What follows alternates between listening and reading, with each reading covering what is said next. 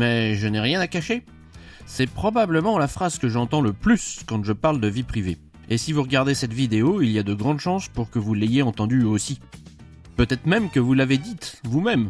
Mais arrêtons-nous un instant. Depuis quand la vie privée est-elle devenue une affaire de dissimulation ?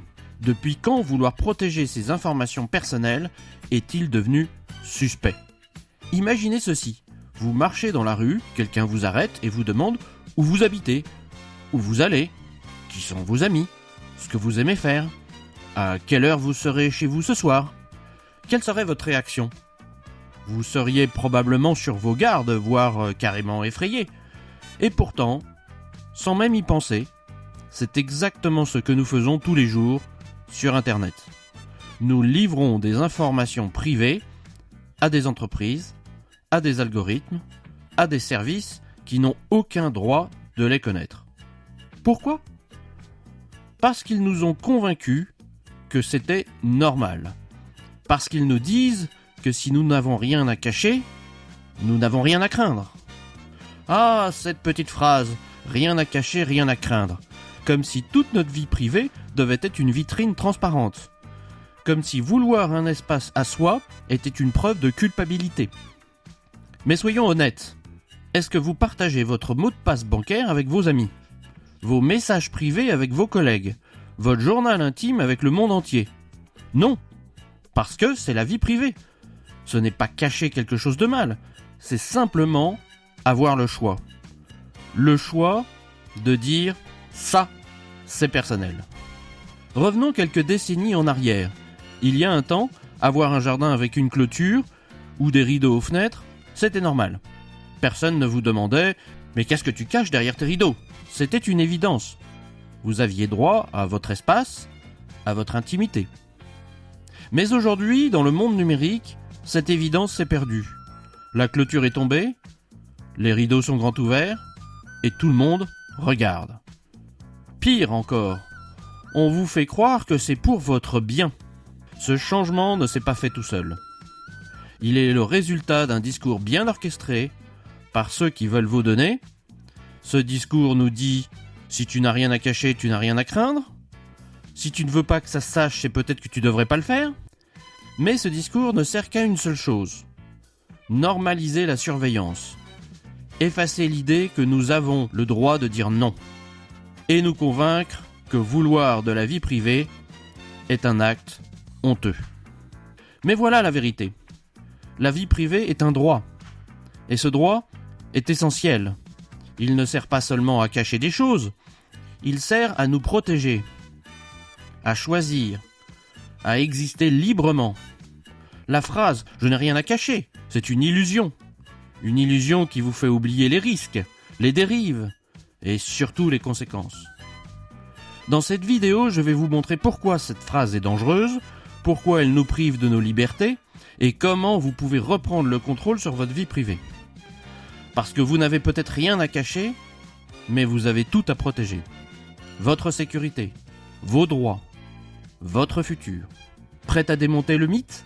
Alors restez avec moi, nous allons voir pourquoi la vie privée n'est pas une question de dissimulation, mais de consentement.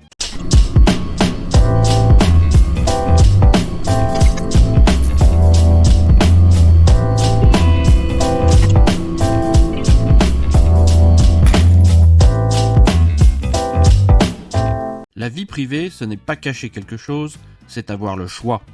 Je sais que cela peut sembler évident dit comme ça, mais cette idée a été complètement brouillée ces dernières années. Aujourd'hui, vouloir protéger vos informations personnelles vous fait presque passer pour un criminel. Et pourtant, la vraie question n'est pas « qu'as-tu à cacher ?», mais plutôt « pourquoi ne puis-je pas décider de ce que je partage ou non ?» C'est une question de consentement. Rien de plus, rien de moins. Imaginez, vous êtes à une petite fête, vous discutez avec quelqu'un et cette personne commence à vous poser des questions, beaucoup de questions. Comment tu t'appelles ? Où tu habites ? Qu'est-ce que tu aimes ? Tu travailles où ? Est-ce que tu es marié ? Quelles sont tes relations avec tes amis ? À quel moment cela devient-il trop intrusif ? Probablement très vite. Pourtant, c'est exactement ce que font les applications, les services en ligne et les entreprises dès que vous interagissez avec eux. La seule différence ? On ne vous le demande pas en face. Ces questions sont posées de manière silencieuse, cachées derrière des cases à cocher. Ces conditions générales monstrueuses qu'on ne lit jamais. Et des autorisations d'accès qu'on valide sans réfléchir. Le problème, c'est que nous avons perdu notre pouvoir de décision. Il y a quelques années, la vie privée était une évidence. Aujourd'hui, nous devons activement nous battre pour la conserver. Pourquoi ? Parce que la norme est devenue collecter vos données, surveiller vos comportements, et tout cela sans véritable consentement. Regardons un exemple simple. Les applications sur votre téléphone. Quand vous téléchargez une application météo, pourquoi a-t-elle besoin d'accéder à vos contacts, votre localisation en temps réel, vos photos et fichiers personnels ? C'est absurde. Mais ça passe comme une lettre à la poste. Pourquoi ? Parce que le système est conçu pour que vous ne posiez pas de questions. On joue sur votre fatigue, sur votre habitude d'accepter sans réfléchir. Mais derrière chaque permission que vous accordez, c'est une part de votre vie privée que vous donnez à quelqu'un d'autre que vous ne connaissez pas. Et le pire dans tout ça, on vous fait croire que vous n'avez pas le choix, que pour profiter d'un service, vous devez tout accepter. Mais ce n'est pas vrai. Vous avez plus de contrôle que vous ne le pensez.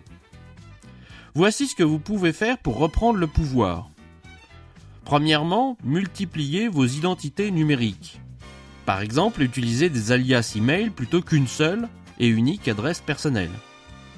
Optez pour des numéros en voie sur IP au lieu de donner votre vrai numéro.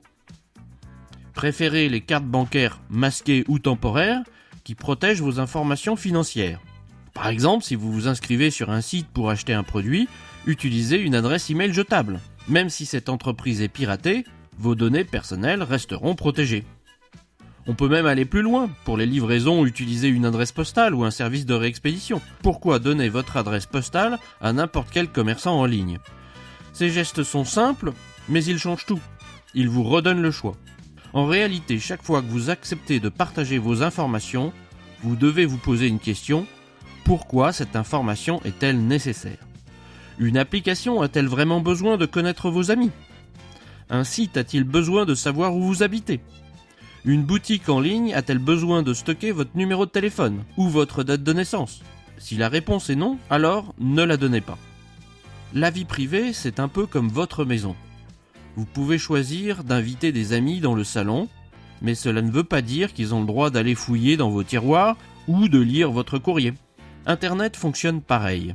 Ce n'est pas parce que vous partagez certaines informations que vous devez tout dévoiler. Vous avez le droit de dire « non, ça ne vous regarde pas ». Alors retenez ceci. La vie privée n'est pas une question de dissimulation, c'est une question de choix. Vous n'avez rien à cacher, mais vous n'avez pas non plus à tout montrer. Dans le prochain chapitre, nous allons aborder un sujet qui fait froid dans le dos. Pourquoi protéger sa vie privée, c'est protéger sa sécurité. Parce que même si vous pensez que vos données n'ont aucune valeur, pour les pirates, pour les escrocs, ou même les grandes entreprises, elles valent de l'or.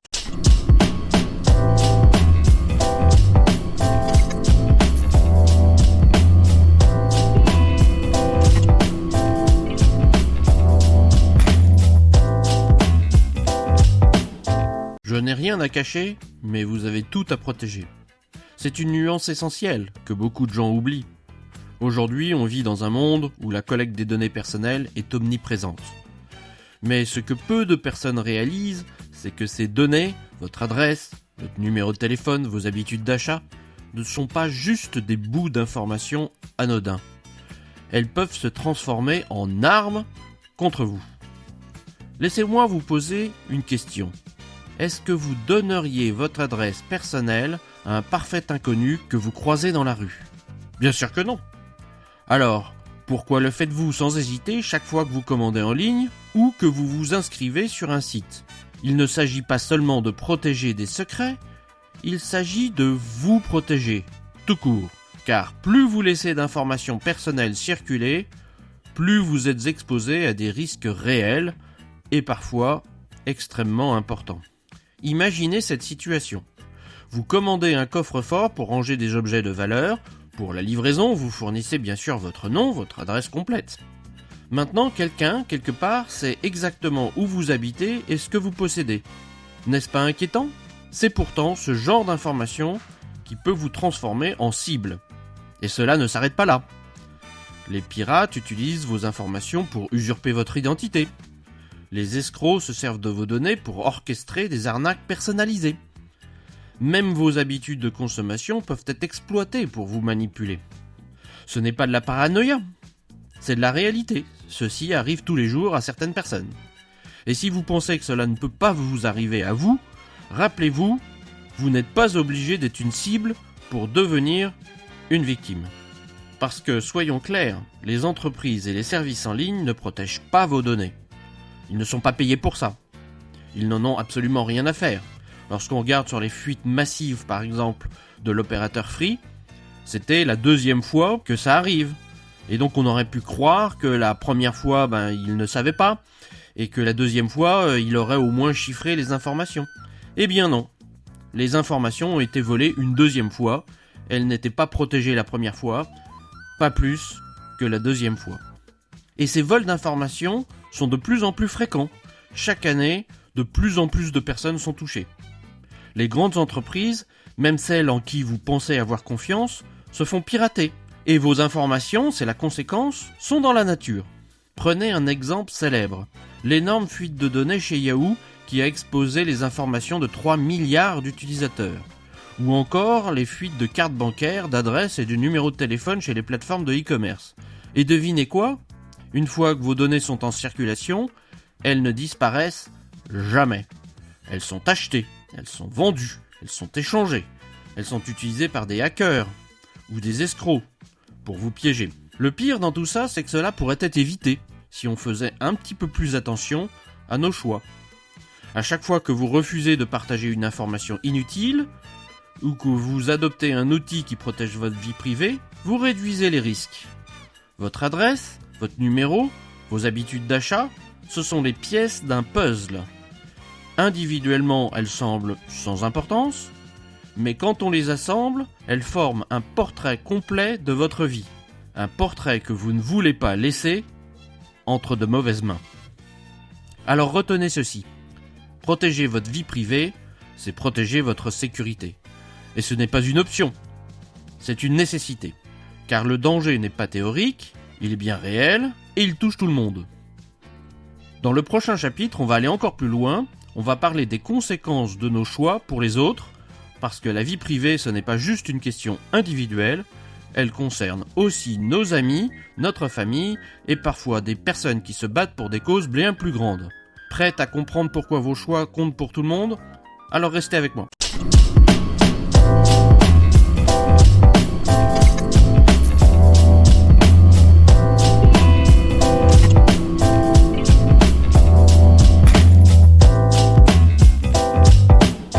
Je n'ai rien à cacher. C'est une phrase que beaucoup utilisent pour justifier leur indifférence à la vie privée. Mais ce que ces gens oublient, c'est que leurs choix en matière de vie privée ne les concernent pas uniquement eux. Nos décisions individuelles, aussi innocentes soient-elles, peuvent avoir des conséquences dramatiques pour les autres. Parce que protéger sa vie privée, ce n'est pas juste protéger sa propre sécurité. C'est respecter la sécurité des gens qui nous entourent. Prenons un exemple réel. Une activiste originaire d'un pays non démocratique a raconté un problème qu'elle avait rencontré avec ses amis. Ils insistaient pour rester en contact via des plateformes non sécurisées comme WhatsApp ou Messenger, parce que, selon eux, leur conversation n'était pas importante. Mais pour elle, c'était une question de vie ou de mort. Chaque message envoyé sur ces plateformes non sécurisées risquait d'être intercepté, analysé et utilisé pour la cibler. Ses propres amis, par ignorance ou insouciance, mettaient sa vie en danger.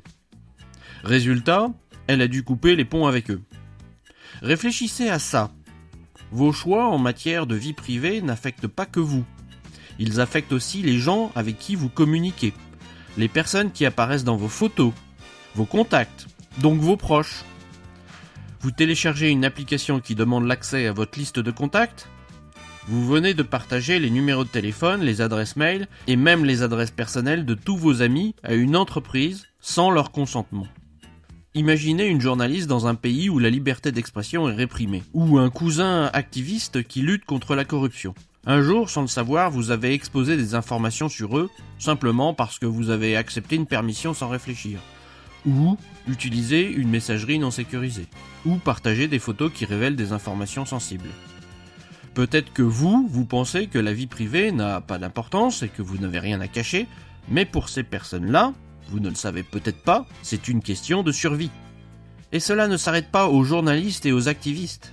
Même dans la vie quotidienne, vos choix peuvent impacter vos amis, votre famille et vos collègues. Vos photos en ligne, par exemple. Quand vous postez une photo sur les réseaux sociaux, saviez-vous que l'IA peut analyser les visages des gens en arrière-plan, qu'elle peut déterminer où vous êtes, avec qui et ce que vous faites? Vos emails. Si vous insistez pour utiliser une boîte mail non sécurisée comme Gmail, chaque message privé que vos amis vous envoient est lu, analysé et parfois vendu à des annonceurs. Vos choix exposent leurs informations à leur insu. Vous installez une application qui demande trop d'autorisation. Vous ne partagez pas que vos informations, mais aussi celles de toutes les personnes enregistrées dans votre téléphone. Alors comment faire ? Voici quelques actions simples pour respecter la vie privée des autres. Premièrement, utilisez des applications de messagerie sécurisées, privilégiez par exemple Signal ou Session au lieu de WhatsApp. Non seulement vos messages seront chiffrés, mais vous respecterez en plus vos correspondants. Réfléchissez avant de partager une photo ou une vidéo en ligne. Vos amis, vos enfants ou même des inconnus peuvent y apparaître. Demandez-vous, ont-ils donné leur consentement ? Protégez vos contacts. Désactivez l'accès à vos contacts sur les applications non essentielles. Si une application insiste pour avoir accès à votre carnet d'adresses, demandez-vous si elle en a vraiment besoin. Choisissez des services sécurisés pour vos emails et vos données. Pensez à des solutions comme ProtonMail ou Tutanota. Vous protégez vos échanges et vous respectez aussi ceux qui communiquent avec vous. La vie privée, c'est comme une chaîne. Si un des maillons est faible, c'est toute la chaîne qui risque de casser. Protéger votre vie privée, ce n'est pas seulement pour vous, c'est aussi pour toutes les personnes avec qui vous êtes connectés. Alors la prochaine fois que quelqu'un vous dit « je n'ai rien à cacher, je m'en fiche », rappelez-lui ceci. La vie privée n'est pas juste ta décision. Tes choix affectent les autres. Et si on veut vivre dans un monde où les journalistes, les activistes ou même des gens ordinaires ne peuvent plus vivre librement et en sécurité, il faut tous y mettre du nôtre. Dans le prochain chapitre, on va explorer un autre aspect terrifiant, la permanence des données, car ce que vous partagez aujourd'hui peut revenir vous hanter dans 10 ans, dans 20 ans, ou même hanter vos enfants. Restez avec moi, vous allez voir pourquoi protéger votre vie privée aujourd'hui est plus urgent que jamais.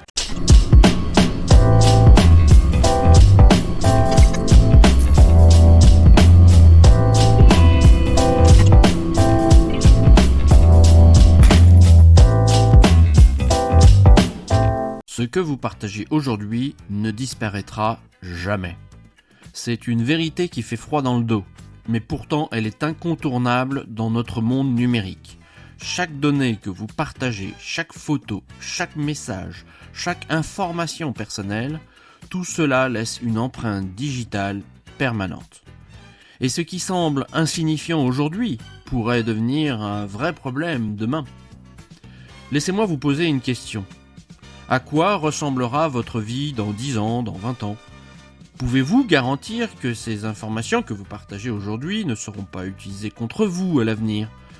Peut-être que vous vous dites « je n'ai rien à cacher », mais voici le problème, vous ne savez pas qui contrôlera ces informations demain, ni comment elles seront utilisées. Peut-être ce qui est légal aujourd'hui deviendra illégal demain. On a vu ce qui se passe aux États-Unis, par exemple, avec l'avortement. Aujourd'hui, des femmes sont traquées, leurs messages sont épluchés pour savoir si elles ont l'intention d'avorter, auquel cas elles seront mises en prison. Regardons un peu l'histoire. Dans les régimes totalitaires, une phrase célèbre circule « Montrez-moi l'homme et je vous montrerai le crime ». C'est la méthode du chef de la police secrète soviétique, Lavrenti Beria. Son idée était simple. Dans un monde où tout est surveillé, tout le monde est coupable de quelque chose. Il suffit de trouver l'information compromettante qui convient. Aujourd'hui, avec la collecte massive de données, cette philosophie n'est plus réservée au régime totalitaire. Elle est devenue globale. Nos moindres faits et gestes sont enregistrés, analysés, stockés. Et ce, pour toujours. Vos messages privés aujourd'hui, stockés. Vos recherches Google, enregistrées. Vos achats en ligne, archivés. Vos photos de famille sauvegardées sur le cloud, analysées et permanentes.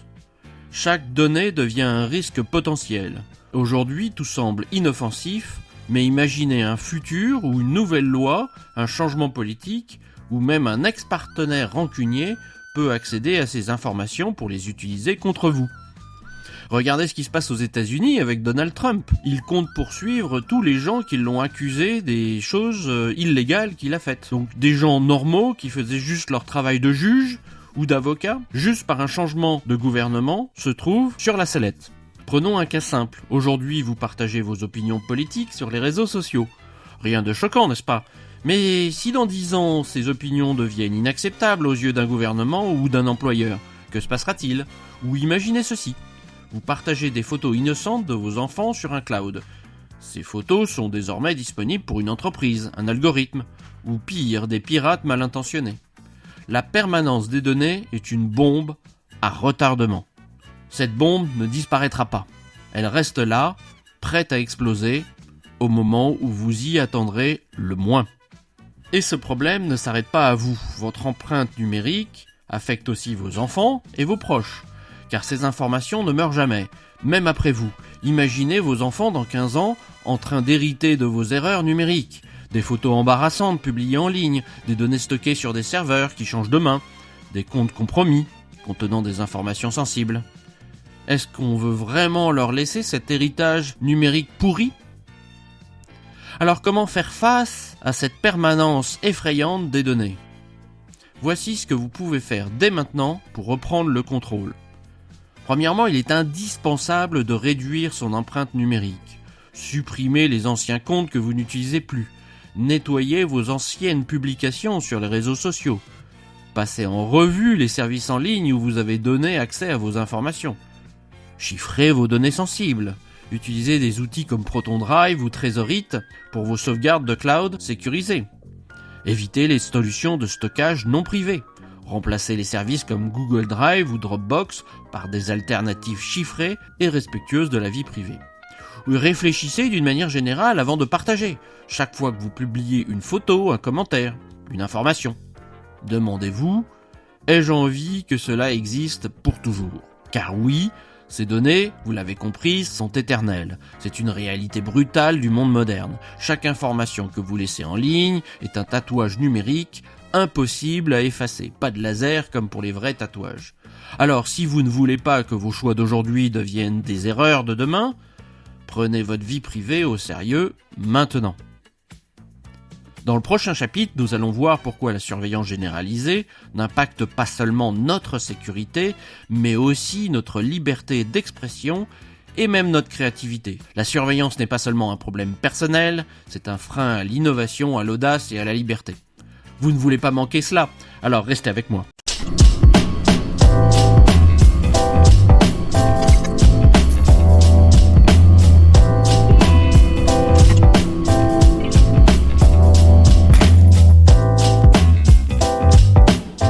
Quand vous savez que vous êtes surveillé, vous vous comportez différemment.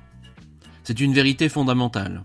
Que ce soit dans la rue, au travail ou en ligne, le fait de savoir que quelqu'un nous regarde modifie notre comportement. Vous devenez plus prudent, plus silencieux, plus conforme. Et c'est là que réside le véritable danger de la surveillance généralisée. Elle ne se contente pas de collecter nos informations, elle étouffe notre liberté. Elle tue notre créativité, elle freine tout courage, et elle nous pousse à l'autocensure. Pensez-y un instant, combien de fois vous êtes-vous retenu de dire quelque chose en public, simplement parce que vous aviez peur d'être jugé, ou mal compris, ou pire, d'en subir les conséquences. Maintenant, imaginez cette peur amplifiée, omniprésente. Imaginez vivre dans un monde où chaque message, chaque recherche, chaque pensée exprimée est surveillée, analysée et archivée. C'est déjà la réalité pour des millions de personnes dans certains pays du monde. Et ne vous y trompez pas, ce phénomène ne se limite pas à des régimes autoritaires. Il nous concerne tous et partout. Prenons un exemple frappant. La chilling effect, ou l'effet dissuasif. C'est un phénomène aujourd'hui bien documenté. Lorsqu'une personne sait qu'elle est surveillée, elle devient plus réticente à explorer de nouvelles idées, à remettre en cause le pouvoir, à exprimer des opinions différentes. Et ce n'est pas juste théorique, c'est humain. On a tous tendance à s'adapter au regard des autres. Mais sous surveillance, cette tendance se transforme en peur. En Chine, de nombreuses personnes évitent d'utiliser certains mots-clés en ligne par crainte d'être repérées par les autorités. Même des discussions banales entre amis sont filtrées par les algorithmes de censure.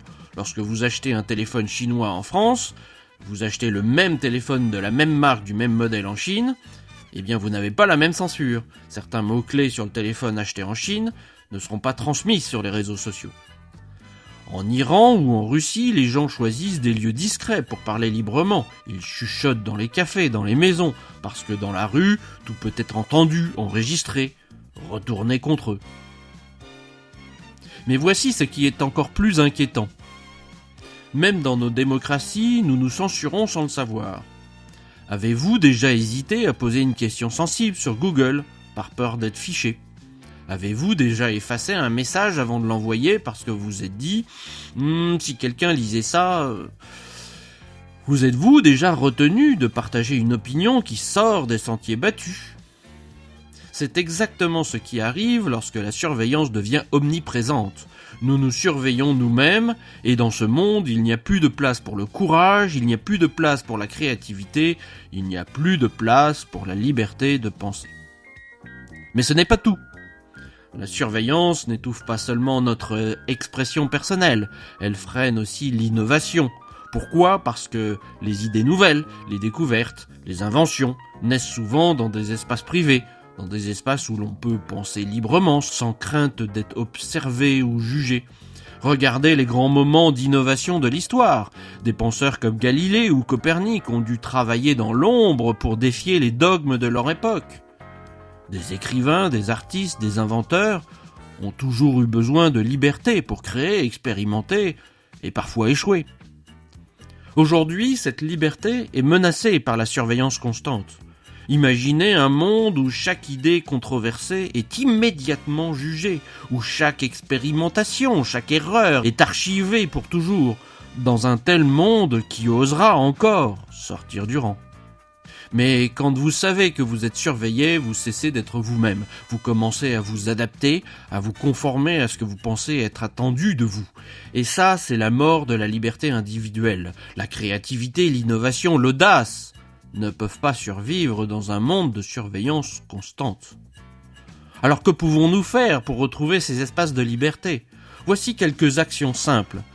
Nous l'avons déjà vu, je ne vais pas le répéter, utilisez des outils privés pour vos communications, des outils qui respectent votre vie privée, donc qui vont chiffrer vos messages, protéger vos recherches, utilisez des moteurs de recherche respectueux de la vie privée. Alors je vous conseille DuckDuckGo ou alors StartPage. Créez des espaces privés pour penser librement, chiffrez vos documents avec des outils comme CryptPad ou VeraCrypt. Encouragez les autres à faire de même. Parlez autour de vous de l'importance des outils privés. La liberté commence par une prise de conscience collective.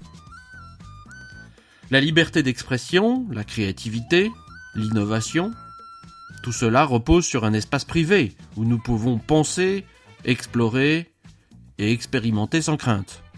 Quand nous perdons notre vie privée, nous perdons bien plus que quelques données, nous perdons notre capacité à grandir, à changer le monde et à être véritablement libre. Dans le prochain chapitre, nous allons démonter un autre mythe, l'idée que la surveillance est là pour notre sécurité. Car derrière ces arguments se cache une vérité bien plus sombre. La surveillance commence toujours par les criminels, mais elle finit toujours par cibler tout le monde. Restez avec moi, vous ne regarderez jamais plus la surveillance de la même manière.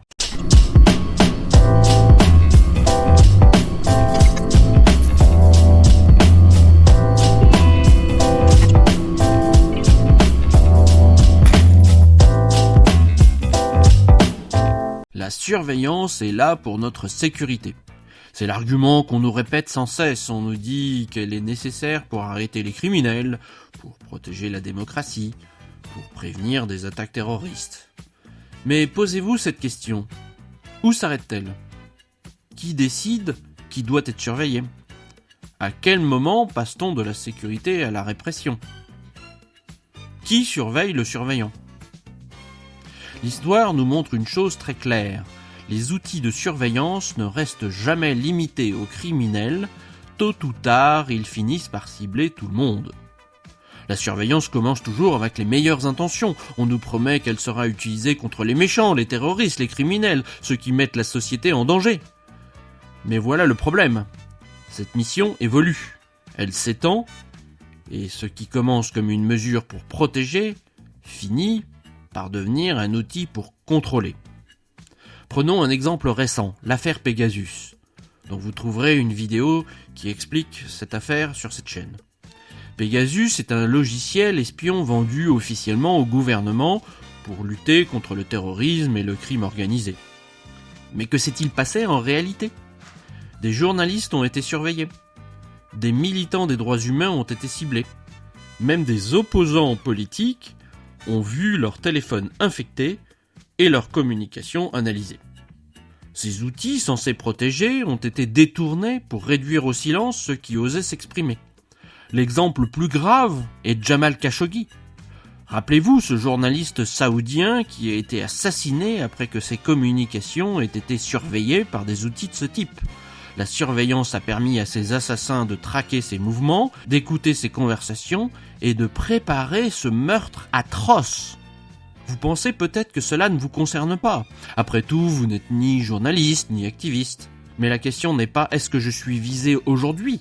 C'est plutôt que se passera-t-il demain si quelqu'un décide que je suis un problème pour lui ? Laissez-moi vous rappeler une autre vérité. Les lois et les gouvernements changent. Ce qui est acceptable aujourd'hui peut devenir criminel demain. Peut-être que votre opinion politique est considérée comme normale aujourd'hui, et si elle ne l'était plus dans 10 ans ? Peut-être que vos recherches sur des sujets controversés sont inoffensives aujourd'hui, mais si elles étaient un jour utilisées pour vous accuser ? Les régimes totalitaires du passé nous ont appris une chose. Dans un monde où tout est surveillé, on trouvera toujours quelque chose à vous reprocher, nous l'avons vu dans les chapitres précédents. Ce que disait Lavrenti Beria, le chef de la police secrète soviétique, rappelez-vous, montrez-moi l'homme, je vous montrerai le crime. Parce que lorsque toutes vos actions sont enregistrées, il suffit de trouver le détail qui dérange. Vous avez cherché un mot-clé interdit sur Google il y a 5 ans, peut-être plaisanté sur un sujet sensible dans un message privé, félicitations, vous êtes maintenant coupable. Et aujourd'hui, ce n'est plus de la science-fiction, nous avons déjà construit cette infrastructure de surveillance. Chaque message est envoyé via des plateformes non sécurisées pour être analysé. Chaque mouvement est enregistré via votre téléphone qui peut vous suivre. Chaque recherche en ligne est archivée. Mais ce n'est pas tout. Ce genre d'outil ne reste jamais entre de bonnes mains, même si vous avez confiance dans votre gouvernement d'aujourd'hui, qu'en sera-t-il demain ? Qu'arrive-t-il si un régime autoritaire accède à ces outils ? Qu'arrive-t-il si une entreprise décide de monnayer vos données pour ses propres intérêts ? Ces systèmes de surveillance ne disparaissent jamais, ils ne font que changer de propriétaire. Alors comment résister ? Voici ce que vous pouvez faire pour refuser ce modèle de surveillance. Nous l'avons déjà dit, je ne reviendrai pas dessus, utilisez des outils chiffrés et des clouds chiffrés. Rendez-vous moins traçables, naviguez avec des outils comme Tor, utilisez des VPN sécurisés, c'est-à-dire des VPN qui sont payants. N'oubliez pas que les VPN gratuits espionnent vos données encore plus. Optez pour des alternatives aux moteurs de recherche, comme nous avons vu, DuckDuckGo et StartPage. Informez-vous et informez les autres. Sensibilisez vos amis, vos familles aux dangers de la surveillance. Ensemble, refusez d'utiliser des services qui collectent trop d'informations. La surveillance généralisée commence toujours avec de bonnes intentions, nous l'avons vu.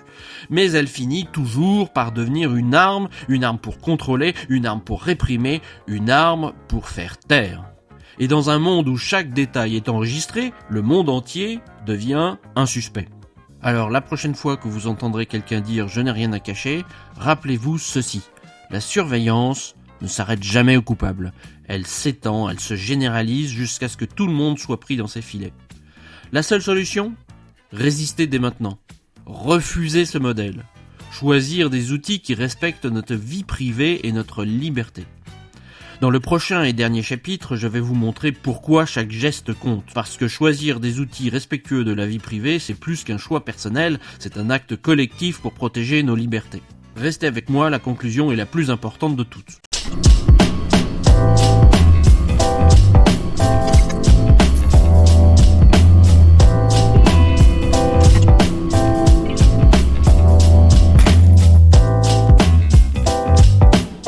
Chaque geste compte, chaque choix que vous faites aujourd'hui en faveur de votre vie privée a des répercussions bien au-delà de votre propre sécurité. Il est facile de se sentir impuissant face à l'immensité du problème. Après tout, nous vivons dans un monde où la surveillance semble omniprésente, où la collecte de nos données est devenue la norme. Beaucoup disent « à quoi bon ? Je ne changerai rien tout seul ». Mais voici ce que je veux que vous compreniez. Vous n'êtes pas seul. Chaque action individuelle, chaque petite décision participe à changer le système. C'est un effet boule de neige et il commence avec vous. Regardez autour de vous. Lorsque vous choisissez d'utiliser Signal au lieu de WhatsApp, vous montrez à vos proches qu'il existe des alternatives qui respectent votre vie privée. Lorsque vous naviguez avec Brave au lieu de Chrome, vous contribuez à un modèle économique basé sur le respect des utilisateurs et pas sur leur exploitation. Lorsque vous refusez d'installer une application intrusive ou que vous désactivez les permissions inutiles, vous envoyez un message. Ma vie privée compte. Et ce message, il inspire les autres. Il crée une demande pour des outils respectueux. Il montre aux entreprises et au gouvernement que nous ne sommes pas prêts à abandonner nos droits sans lutter. Prenons un exemple. L'essor des alternatives respectueuses de la vie privée. Il y a quelques années, très peu de gens connaissaient Signal, DuckDuckGo, ProtonMail. Ces outils existaient, mais ils étaient marginaux. Aujourd'hui, ils sont utilisés par des millions de personnes à travers le monde. Pourquoi ? Parce que des individus comme vous ont commencé à faire des choix différents, à en parler autour d'eux, à inspirer leurs amis, leurs familles et leurs collègues. Chaque fois que vous utilisez ces outils, vous votez pour un avenir plus respectueux de vos libertés. Vous envoyez un signal fort, la vie privée est importante et nous refusons de la sacrifier. Mais cette bataille pour la vie privée ne se joue pas seulement sur le plan individuel, c'est aussi un combat collectif. Nos choix influencent les autres, mais ils influencent aussi les entreprises et les politiques publiques. Voici comment cela fonctionne. La pression économique, en choisissant des services qui respectent la vie privée, vous créez une demande pour une alternative éthique. Les entreprises commencent alors à comprendre que le respect des utilisateurs est rentable. Un signal politique. Lorsque nous utilisons des outils sécurisés et que nous refusons la surveillance, nous envoyons un message fort aux législateurs. Nous leur disons, nous voulons des lois qui protègent nos droits, pas des lois qui les érodent. L'inspiration autour de vous, quand vos amis, vos proches, vos collègues vous voient agir différemment, cela les pousse à se remettre en question et à remettre en question leurs habitudes. Vous devenez un modèle, quelqu'un qui montre qu'il existe une autre voie. Alors comment agir concrètement pour rejoindre ce mouvement ? Voici 5 actions simples qu'on a déjà vues pour certaines d'entre elles et qu'il faut mettre en place dès aujourd'hui. Comme nous l'avons vu, premièrement, utiliser des outils respectueux de la vie privée. Messagerie, Signal ou Session. Navigateur, Brave ou Tor. Moteur de recherche, DuckDuckGo ou StartPage. Email, ProtonMail ou Tutanota. Parlez-en autour de vous. Expliquez à vos amis et à votre famille pourquoi vous utilisez ces outils. Sensibilisez-les aux dangers de la surveillance. Contrôlez vos permissions, passez en revue les autorisations de vos applications, désactivez celles qui ne sont pas essentielles, refusez de partager vos contacts, votre géolocalisation ou vos fichiers. Nettoyez votre empreinte numérique, supprimez les comptes que vous n'utilisez plus, nettoyez vos anciennes publications sur les réseaux sociaux. Soutenez les entreprises et les projets éthiques. En utilisant des services qui respectent la vie privée, vous contribuez à leur succès. Parlez d'eux, partagez leurs valeurs, soutenez-les financièrement si vous le pouvez. Vous voyez, protéger la vie privée, ce n'est pas une tâche impossible, ce n'est pas non plus réservé aux paranoïaques ou aux experts de la technologie. C'est une série de petits choix simples et accessibles qui finissent par créer un véritable changement. Et rappelez-vous ceci, chaque fois que vous faites un pas pour protéger votre vie privée, vous contribuez à un monde où la liberté reste possible. Alors la prochaine fois que quelqu'un vous dit « je n'ai rien à cacher », répondez-lui ceci. Ce n'est pas une question de cacher, c'est une question de protéger. Protégez vos choix, protégez vos droits, vos proches et surtout votre avenir collectif. Car si nous voulons vivre dans un monde où nous pouvons penser, créer et nous exprimer librement, nous devons agir maintenant. La vie privée est un droit fondamental et à chaque geste que vous faites pour la protéger, ça compte. Merci d'avoir regardé cette vidéo. Si vous l'avez trouvée utile, surtout vous avez compris, partagez-la, parlez-en autour de vous. Ensemble, nous pouvons changer la donne. Et puis si cette vidéo vous a plu, elle vous a été utile, bien sûr, si ce n'est pas encore fait, abonnez-vous, ça soutient la chaîne et ça nous permettra de faire plein de vidéos encore plus passionnantes que celle-ci. Je vous remercie et à bientôt.